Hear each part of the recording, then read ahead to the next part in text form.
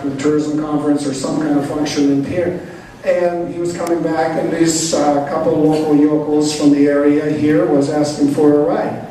And so Craig says, sure, I'll give you a ride back to the hills. And he's in his state vehicle, and unbeknownst to him, they smuggle in some beer. So here Craig is driving back to Pierre in the state vehicle, and these two guys are enjoying the beverages they brought along. Of course, Craig isn't partaking, you know, the conscientious individual that he is. He isn't about to do that. And he's thinking about, well, what's Raleigh going to say when he hears about this? What's Secretary Cooper going to say about this? My God, what's Governor Jankel going to say about this?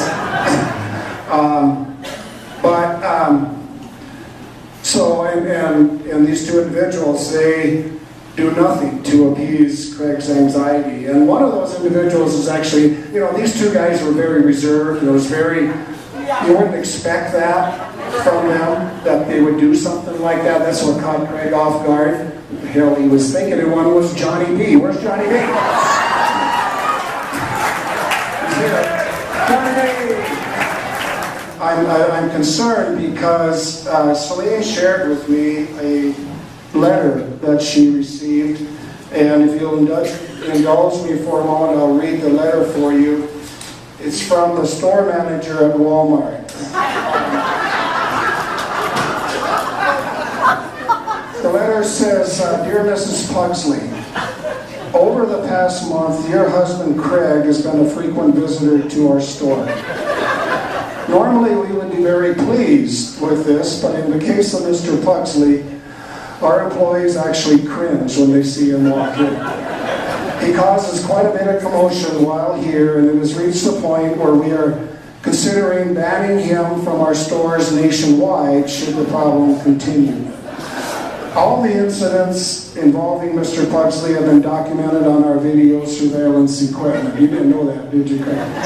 To help you understand the urgency of the situation, following is a list of all the complaints against your husband since he started visiting our store on a regular basis.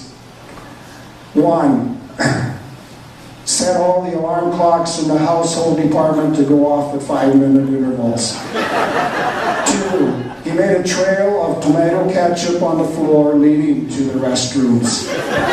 3. He moved a caution wet floor sign to a carpeted area. 4. Took 24 boxes of condoms and randomly put them in people's carts when they weren't looking. When a shelf stacker asked him if they could help him, he began crying and demanded, "Why can't you people just leave me alone?"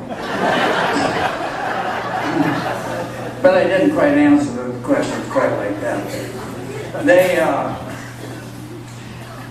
and the pilot car story that was Raleigh told, yeah, that was good. But the one little part he left out, when I stopped and I was talking to the flag gal, you know, I said, "Well, where do you go to school?" And she said, "Well, I go to SDSU." And I said, "Well, what do you take up there?" And she said, "Space." I said, "I went to SDSU and they didn't have a space program." I started that not too long ago.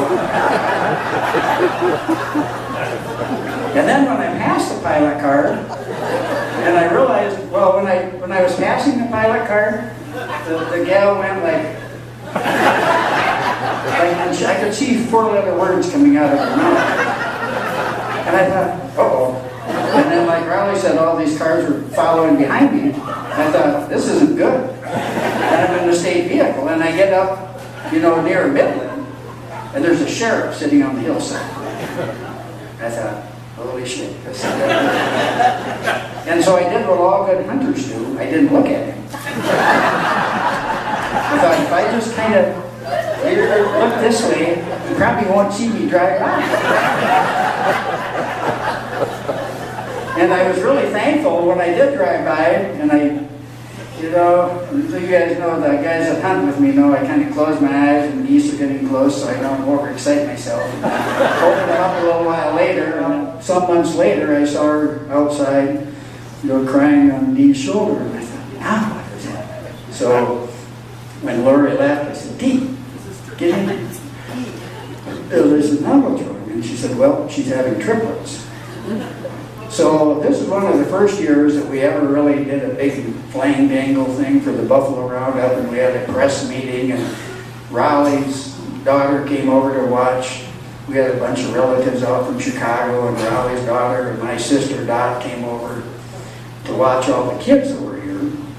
And they all went to Deadwood, and you understand this is before, you know, cell phones or anything, so you can't communicate with people like you can now. Well, our meeting got over, I went home, and Molly went home, and I said, well, I had a beer with my sister and told her stories. And then I had another beer. And then I had yet another beer. And my sister said, I'm going to go to bed. And I said, no, you're not. You're my sister. You have to stay and listen to my story. That's what sisters do. So I was on my 5th beer and the phone rang. And I thought, this isn't good. I mean, it's like 1 o'clock in the morning. And it was Laura. And she said, Craig, my water broke. What do I do? And I said, call Arden because he's alive. I said, I had to think about this. You know, there certainly had to Pugsley pause at that point.